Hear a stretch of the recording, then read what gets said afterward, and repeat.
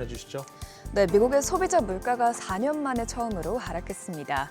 완벽한 디스인플레이션을 나타내는 지표가 나오면서 9월 인하의 청신호가 켜졌는데요.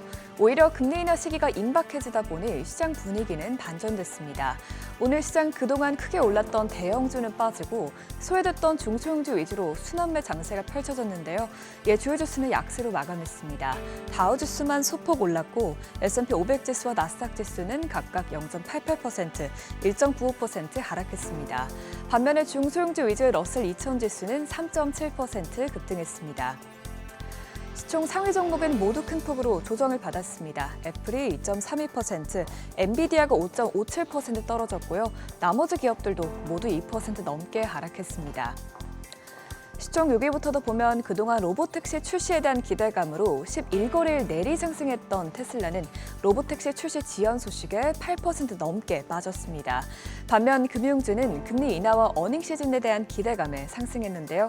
버크셔 해서웨이만 초록불을 지켜냈습니다. 그러면 오늘 시장을 뒤흔든 CPI 결과 확인해 볼까요? 보시는 것처럼 모든 수치는 예상치와 직전치를 하회했는데요. 먼저 헤드라인 CPI는 전월 대비 0.1% 떨어졌고 전년 대비로는 3% 오르면서 3년여 만에 가장 낮은 수준까지 떨어졌습니다. 연준이 주목하는 근원 CPI는 전년 동월 대비 또 3.3% 올라 3개월 연율 기준으로는 2.1%까지 떨어졌습니다. 연준의 목표치인 2%에 거의 부합하죠. CPI 세부 항목은 더 긍정적이었는데요. 최근 몇 년간 인플레이션의 주범으로 평가돼온 주거비 상승세가 드디어 완화됐습니다. 주거비는 전월 대비 0.2% 오르면서 상승폭이 절반으로 줄었고요. 또 하위 항목인 소유주 등가 임대료도 상승폭이 0.4%에서 0.3%로 내렸습니다. 이외에도 에너지 물가의 절반을 차지하는 가솔린 가격이 3.8% 떨어지자 전체 CPI 수치를 끌어내렸고요. 중고차 가격과 교통 서비스 가격 등 여러 항목들이 내리면서 상품 물가와 서비스 물가 모두 상승폭이 둔화됐습니다.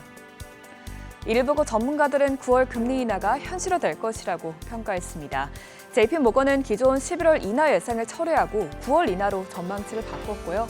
찰스 슈왑도 9월 인하가 유력해 보인다면서 이는 주식시장이 우호적이라고 밝혔습니다. 또 아울러 전문가뿐만 아니라 메리데일리 샌프란시스코 연은총재도 오늘 나온 지표들은 금리 인하를 정당화한다고 밝혔습니다. 금리 선물 시장도 이제는 9월 인하를 거의 확실시하고 있는데요. 9월 인하에 베팅하는 확률은 이제 거의 93%에 육박하고요. 12월까지 2번 이상 금리를 내릴 것이라는 베팅은 90.7%에 달합니다. 이런 가운데 오늘 공개된 신규 실업수당 청구 건수는 최근의 흐름과는 역행하는 모습을 보였습니다. 지난주 실업수당 청구 건수는 22만 2천 건으로 나와 5월 이후 가장 낮은 수준으로 떨어졌습니다. 다만 전문가들은 현재 추세적으로 노동시장은 둔화되는 것으로 보이기 때문에 오늘 나온 결과는 계절적인 소음에 불과해 보인다고 일축했습니다. 국채금리는 오늘 CPI 발표 후 큰 폭으로 내렸습니다. 특히 통화정책에 민감한 2년물 국채금리가 0.11%포인트, 10년물 국채금리가 0.06%포인트 하락했습니다. 국제유가는 금리 인하 기대감이 커지자 원유 수요가 증가할 것이라는 기대감에 상승했습니다. 오늘 장에서 WTI와 브렌트유는 각각 배럴당 $82, $85에 마감됐습니다.